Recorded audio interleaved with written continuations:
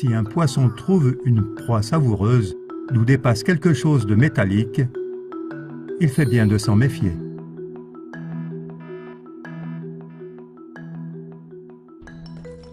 C'est aussi valable pour ceux qui découvrent les 5 lois savoureuses des 10 lois au total des Guidestones de Géorgie.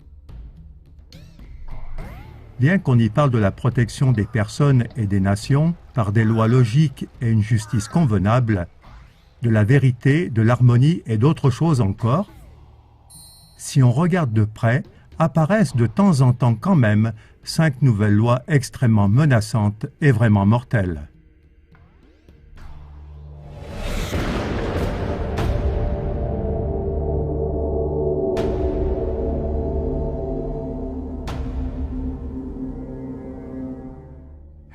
Bienvenue, chers téléspectateurs, à notre documentaire sur le sujet des Guidestones de Géorgie. Voici les détails. Dans le comté de l'État américain de Géorgie se trouve un monument de granit gigantesque avec d'étranges messages codés. Ce monument fait environ 7 mètres de haut, avec un poids total légendaire de presque 120 000 kilos. Les détails les plus étonnants de ce monument ne sont pas ses dimensions, mais les messages taillés au ciseau dans le granit. 10 règles pour une époque de la raison. Ces directives parlent d'un nouvel ordre mondial qui inclut entre autres une énorme réduction de la population mondiale, un seul gouvernement mondial et la justification d'une nouvelle forme de spiritualité. Les auteurs de ces règles ont gardé un strict anonymat et jusqu'à maintenant, le public ne sait pas qui a construit ces pierres. Cependant, ce mystérieux groupe a laissé un texte, à peine discuté jusqu'à présent, expliquant les raisons qui se cachent derrière les nouvelles règles. Avec cette nouvelle information, l'objectif derrière les Guidestones est devenu très clair, laissant peu de place aux hypothèses. Les Guidestones décrivent un monde futur tel qu'il est envisagé par les sociétés secrètes occultes. Le monument est donc la preuve d'un lien existant entre les sociétés secrètes qui font débat, l'élite mondiale autoproclamée et la pression pour un nouvel ordre mondial. Alors que les auteurs de ce monument de 120 tonnes sont toujours inconnus, c'est à vrai dire impensable quand on pense aux règlements stricts de construction qui sont en vigueur un peu partout.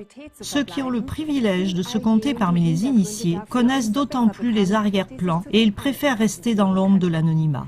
Cette émission est consacrée particulièrement à ces 5 commandements qui représentent le piège et le principal point mortel.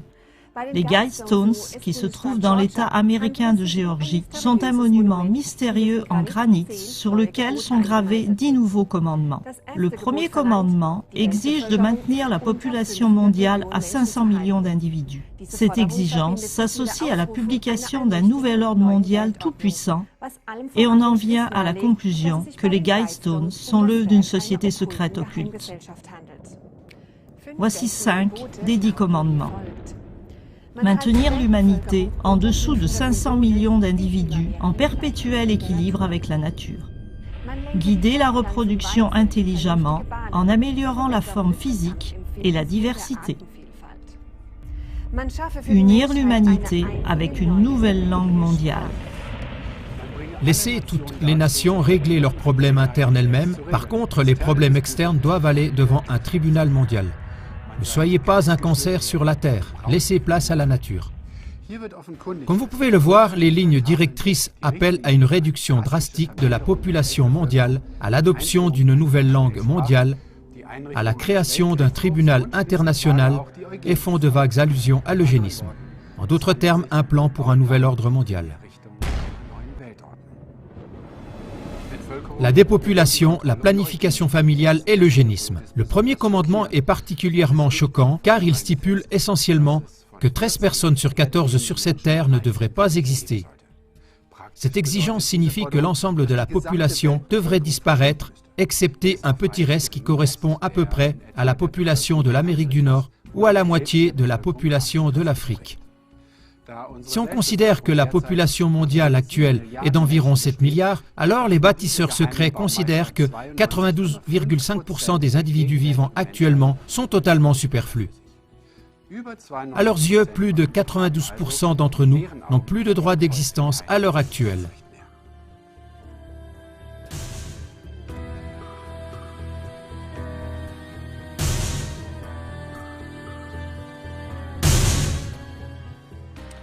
Si on pense au film 2012, très peu de personnes ont survécu. Curieusement, seulement les hommes les plus riches de la Terre. S'agit-il ici d'un programme d'avenir? Le dernier commandement des Guy Stones, ne soyez pas un cancer sur la Terre, laissez place à la nature, est particulièrement inquiétant. Car il compare la vie humaine à un cancer nuisible qui a envahi la Terre.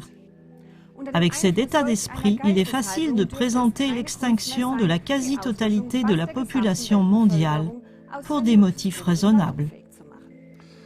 Et on se rend compte que ce manifeste incroyable est publié en Géorgie dans pas moins de 8 langues. Le monument, constitué de granit bleu, les Georgia Guidestones, sont censés communiquer des connaissances à plusieurs niveaux, philosophiques, politiques, astronomiques, etc. Elles se composent de 4 grands blocs de pierre qui contiennent 10 principes de vie en 8 langues. Anglais, espagnol, swahili, hindi, hébreu, arabe, chinois et russe. Un court message est inscrit au sommet de la structure en 4 langues anciennes: babylonien, grec classique, sanskrit et hiéroglyphe égyptien. Il est à noter que ces 4 dernières langues anciennes sont d'une grande importance dans les enseignements des écoles à mystère occulte, comme les francs-maçons et les Rose-Croix. Le dépeuplement massif est le but gravé en 8 langues et en même temps le but le plus élevé de l'élite mondiale autoproclamée. Et en effet, de nombreuses personnalités soi-disant importantes l'ont ouvertement appelé de leur vœu. Voici quelques exemples pratiques. En 1988, le prince Philippe de Grande-Bretagne a exprimé le souhait que s'il devait se réincarner, il puisse être un virus mortel qui permettrait de réduire la population mondiale. Plus récemment, Bill Gates a déclaré « Si nous faisons un bon boulot avec les nouveaux vaccins, l'accès aux soins et la procréation médicalement assistée, nous pourrions diminuer la population de 10 à 15%. » En plus des dons énormes qui ont été faits, déductibles des impôts, mais en fait destinés à promouvoir un plan de réduction de la population, il y a encore eu des réunions secrètes des élites mondiales pour discuter de ces questions. Certains milliardaires américains, parmi les plus importants, se sont rencontrés secrètement afin d'examiner comment leurs richesses pourraient être utilisées dans le but de ralentir la croissance de la population mondiale. Les philanthropes, qui ont participé à un sommet convoqué à l'initiative de Bill Gates, le cofondateur de Microsoft, ont parlé d'unir leurs forces afin de surmonter les obstacles politiques et religieux au changement. Décrit comme le bon club par un initié, il comprenait David Rockefeller Jr., le patriarche de la dynastie la plus riche d'Amérique, les financiers Warren Buffett et George Soros, le maire de New York Michael Bloomberg et les personnalités influentes des médias Ted Turner et Oprah Winfrey. À la base des monuments se trouve une tablette explicative énumérant certains des détails de la construction. Elle mentionne également une capsule temporelle qui devrait être enfouie sous la plaque en question.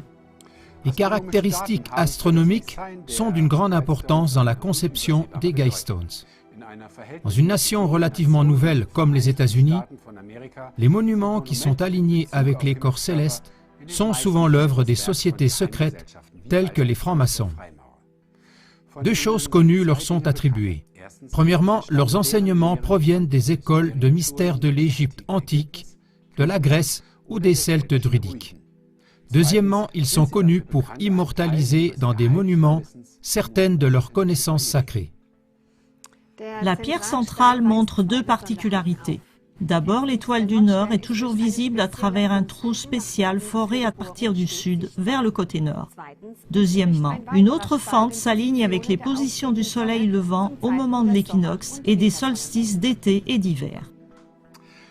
Le deuxième commandement des Guidestones exige en grande ligne l'intervention des législateurs dans la gestion des cellules familiales.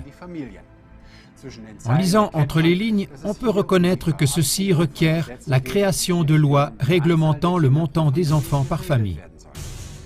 En outre, l'amélioration de la diversité et de la santé peut être obtenue grâce à la reproduction sélective ou à la stérilisation des membres indésirables de la société. À l'origine, ces procédés étaient appelés eugénisme, jusqu'à ce que l'utilisation de ces termes ait été proscrite comme politiquement incorrecte à cause des rumeurs nazies. David Rockefeller. Certains croient même que nous faisons partie d'une cabale secrète, travaillant contre les intérêts des États-Unis. Ils nous définissent, ma famille et moi-même, comme des internationalistes qui conspirent avec d'autres dans le monde entier pour construire une structure politique et économique mondiale plus intégrée. Un seul monde si vous préférez. Si c'est de cela qu'on m'accuse, je plaide coupable et j'en suis fier. David Rockefeller. Dans la plupart des autres règles, il est essentiellement question de la création d'un gouvernement mondial dirigé par une petite élite éclairée qui régirait tous les aspects de la vie humaine, y compris la foi, les droits sociaux, l'économie, etc. Cette idée est loin d'être nouvelle puisqu'elle a été soutenue par les écoles à mystère pendant des siècles. Manly P. Hall a écrit en 1917. Lorsque la foule règne, l'homme est gouverné par l'ignorance. Quand l'Église règne, il est gouverné par la superstition. Et lorsque l'État règne, il est gouverné par la peur. Avant que les hommes puissent vivre ensemble dans l'harmonie et la compréhension, l'ignorance doit être transmuée en sagesse, la superstition en foi éclairée et la crainte en amour. Dans The Secret Destiny of America, Hall commente le vieux rêve d'un gouvernement mondial tel qu'il est rêvé par une société secrète. La démocratie mondiale a été le rêve secret des grands philosophes classiques. Afin de réaliser cette grande aspiration humaine, ils ont présenté des programmes d'éducation, de religion et de conduite sociale afin d'atteindre le but ultime d'une fraternité véritable et universelle. Et pour réaliser leurs objectifs plus efficacement, ces anciens savants se sont liés de façon mystique au sein d'une grande confrérie secrète et universelle. La notion de secret d'État est née en Égypte, en Grèce, en Inde et en Chine. Ceci a amené les prêtres philosophes initiés à former des ordres qui constituent des corps souverains pour instruire, conseiller et orienter les dirigeants des États. Renseignements directs fournis par les auteurs anonymes. Depuis que le monument a été érigé le 22 mars 1980, de nombreux auteurs et chercheurs ont tenté d'interpréter le sens des idées rationnelles qui se cachent derrière ces 10 commandements. S'agit-il effectivement du schéma directeur pour un nouvel ordre mondial? S'agit-il seulement de règles à appliquer seulement en cas de catastrophe majeure? Le meilleur moyen pour obtenir une réponse précise à toutes ces questions, c'est encore de demander aux auteurs eux-mêmes. Toutefois, étant donné qu'ils ont choisi de rester anonymes, il n'est pas possible de le faire. Ils ont cependant laissé une importante déclaration qui semble avoir été négligée par presque tous les chercheurs qui se sont efforcés de trouver la solution de ce mystère des Guidestones. Ce texte étonnant, qui décrit leur motivation dans les moindres détails, ne peut être trouvé que dans The Georgia Guidestones Guidebook, une brochure produite par la Granite Company qui a construit le monument. Dès le début, il semble évident que les auteurs du monument ont comme but la création d'un nouvel ordre mondial. Il ne s'agit nullement d'une théorie du complot ou d'une hypothèse. Cette revendication est clairement formulée et fixée par écrit dans le catalogue, cité plus haut. Donc voici directement de la plume des auteurs secrets l'explication des 10 commandements des Guidestones. Il est très probable que l'humanité possède aujourd'hui les connaissances nécessaires pour établir un gouvernement mondial efficace. D'une certaine manière, cette connaissance doit être largement répandue dans la conscience de l'humanité tout entière. Très vite, les cœurs de notre famille humaine doivent être touchés afin de pouvoir accueillir volontiers une domination globale de la raison. La première étape sera de convaincre un monde sceptique qu'une telle société est désormais possible. Nous, les sponsors des Georgia Guidestones, sommes un petit groupe d'Américains qui souhaitent attirer l'attention sur les problèmes centraux du dilemme actuel de l'humanité. Nous avons choisi de rester anonymes afin d'éviter le débat et la controverse qui pourraient être aptes à affadir notre message. En 1980, alors que ces pierres étaient érigées, le problème mondial le plus urgent était la nécessité de contrôler la population humaine. Durant les derniers siècles, la technologie et les carburants abondants ont rendu possible la multiplication de l'humanité au-delà de ce qui est raisonnable ou souhaitable à long terme. Aujourd'hui, nous pouvons prévoir l'épuisement imminent de ces sources d'énergie et l'épuisement des réserves mondiales de nombreuses matières premières essentielles. En Russie, de nombreux petits jardiniers nous prouvent qu'il s'agit là d'une doctrine erronée dramatique. On pourrait nourrir le monde entier avec des petits jardins. Avec environ 35 millions de jardins dans les propriétés familiales appelées des datchas, la Russie démontre comment on peut nourrir sans problème un pays entier. Ainsi, en 1999, 71% de la population a produit près de la moitié du lait consommé dans le pays, 60% de la viande, 77% des légumes, 87% des fruits et 92% des pommes de terre, le tout écologique et durable. Dans l'ensemble, les familles russes produisent pratiquement toutes les denrées alimentaires dont elles ont besoin. L'État russe encourage légalement cette culture paysanne et familiale en octroyant à chaque citoyen russe une parcelle de jardin d'une superficie de 1 à 3 hectares, libre d'impôts et gratuite. Lorsque l'on pense qu'aux USA, rien que la superficie de gazon est le double des jardins de Russie, il est clair que pour la question de nourrir le monde, cette propagande est un mensonge délibéré. Par exemple, on n'a pas besoin de semences génétiquement modifiées, ni d'agriculture industrielle pour que chacun ait assez à manger. Derrière tous ces propagandistes se cachent seulement des grosses fortunes intéressées ou calculatrices. Lorsque l'on pense que la période de végétation en Russie n'est que de moitié par rapport aux États-Unis, cela fait d'autant plus réfléchir. Cela ne mériterait-il pas d'être imité par tous les pays? Et voici d'autres explications des auteurs secrets et anonymes. Maîtriser notre reproduction est urgent. Ceci exigera des changements importants dans nos attitudes et nos coutumes. Malheureusement, l'inertie des coutumes de l'homme peut être extrême. Cela est particulièrement vrai lorsque ceux pour qui la coutume est une force dominante ne sont pas informés de la nécessité du changement. Presque tous les pays sont maintenant surpeuplés en termes d'un perpétuel équilibre avec la nature. Nous sommes comme une flotte de canots de sauvetage surpeuplés, confrontés à une tempête qui approche. Partout dans le monde, les ressources disponibles sont exploitées sans égard, et ainsi il ne sera plus possible à la longue de garantir la prospérité actuelle de la population mondiale. Nous détruisons nos terres agricoles et nous sommes devenus dangereusement dépendants des approvisionnements extérieurs en pétrole, minerais et autres ressources non renouvelables. Les nations comme le Japon, les Pays-Bas et Haïti sont encore plus gravement surpeuplées et par conséquent en plus grand danger. Dans ces circonstances, la reproduction n'est plus exclusivement une affaire personnelle. La société doit avoir son mot à dire et un certain pouvoir de direction dans la régulation de cette fonction vitale. Les souhaits légitimes des couples sont certes importants, mais ils ne sont pas le seul critère.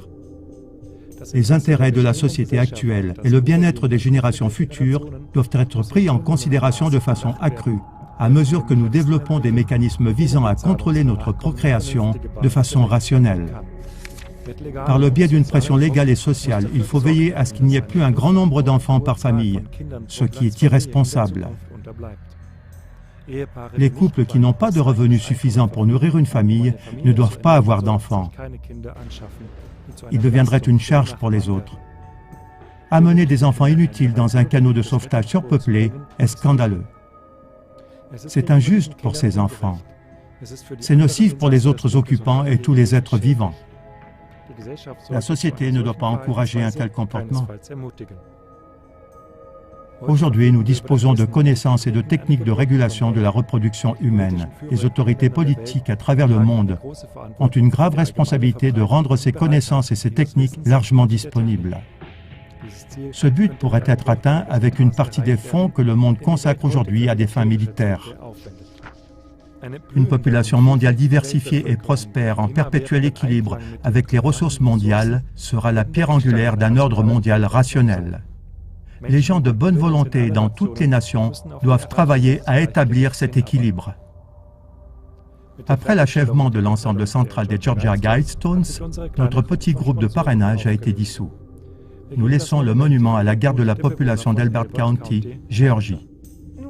Est-ce qu'un tel groupe, aux instincts idéalistes, se serait réellement dissous? Qui sont les auteurs? Pour les Guidestones de Géorgie, il s'agit d'un manifeste de francs-maçons, de Rosicruciens, qui exige ou annonce pour le monde des mesures de transformation drastiques. Ce monument a une grande signification si on veut comprendre les forces par lesquelles notre monde d'aujourd'hui et de demain s'est formé en secret. Ici se manifeste gravé dans la pierre la relation décisive entre les sociétés secrètes, l'élite mondiale et leur plan commun pour un nouvel ordre mondial. Cette insistance pour un nouvel ordre mondial, l'exigence de contrôler les naissances et les questions concernant l'écologie sont des sujets qui, en raison des événements et des développements actuels, sont discutés pratiquement tous les jours. Quand les Guidestones de Géorgie ont été édifiés en 1980, ces sujets-là ne faisaient pas encore partie des nouvelles du jour. On peut alors constater qu'à cet égard, de grands progrès ont été réalisés. Beaucoup de règles gravées sur les Guidestones concernant la conservation du fonctionnement de la Terre sont à long terme absolument raisonnables.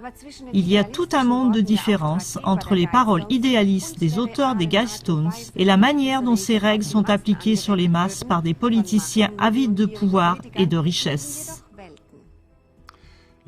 En lisant entre les lignes, on voit que la mise en pratique exige des masses la perte de nombreuses libertés personnelles et une soumission à un contrôle gouvernemental dictatorial dans de nombreux domaines de la vie, sans parler de l'élimination de 92,5% de la population. Cependant, on peut être certain que cette élite autoproclamée ne fait certainement pas partie de ce pourcentage à éliminer. Pour qu'une telle exigence sur un monument de 120 000 kilos ait pu rester anonyme et échapper aux autorités et au gouvernement, cela prouve que les plus hautes sphères du gouvernement sont activement impliquées. Aussi se pose la question de savoir si le concept d'une démocratie par et pour le peuple n'est qu'une illusion, une solution passagère jusqu'à ce que soit établi le nouvel ordre mondial. Pourquoi dans cette affaire ne va-t-on pas de façon démocratique vers les peuples du monde? Il est à supposer que pour l'élite, il est plus simple de s'assurer le consentement des peuples par des mesures de manipulation moyennant le contrôle des médias de masse. Et dans ce cas, une fois de plus, l'exception confirme la règle. Chers téléspectateurs, si les peuples ne se lèvent pas maintenant, alors cette réduction massive de la population mondiale va être réalisée. Ne restez pas passifs, distribuez ce film autour de vous. Au revoir. Quagmire TV. Ce ne sont pas des citoyens transparents dont nous avons besoin, mais des médias, des politiques et des barons financiers transparents.